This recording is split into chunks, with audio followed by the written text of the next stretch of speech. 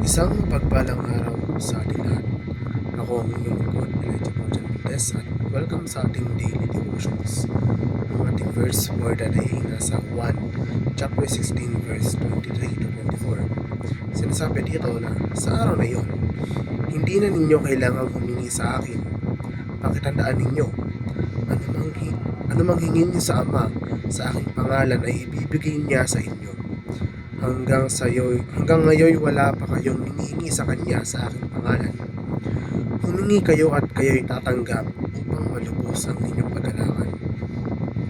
Ang pagdarasal sa pangalan ni Jesus ay nangangahulugan na ang iyong mga panalangin ay iniharap sa Diyos sa pamamagitan ng otoridad ni Jesus at salig sa Kanyang sakripisyo at katuwiran.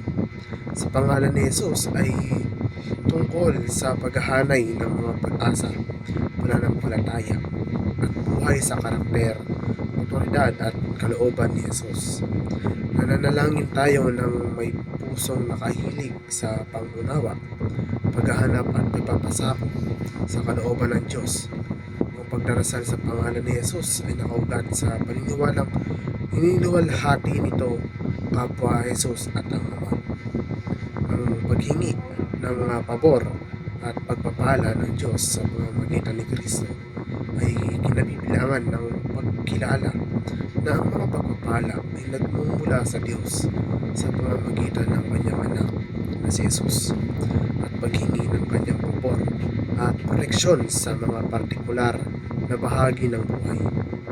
Ito ay isang kasanayang nakaugat sa pananampalataya at pasasalamat sa biyaya at pag-ibig ng Diyos. Upang iayon ang mga panalangin sa agenda ni Jesus, ito ay nangangahulugan ng pagdarasal na naaayon sa kanyang kalooban, misyon at paglalaan.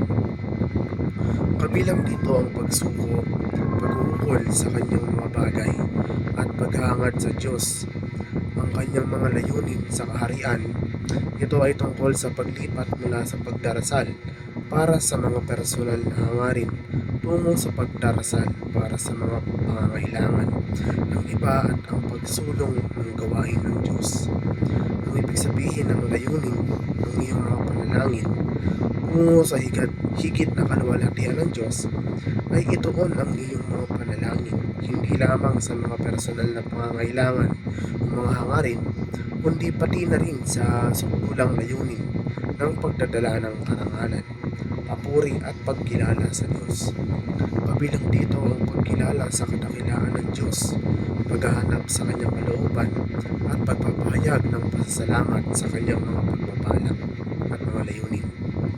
Muli, ako ang inyong lingkod, Elijah Pajan Valdez, at dito na nagtatapos sa aking daily devotions.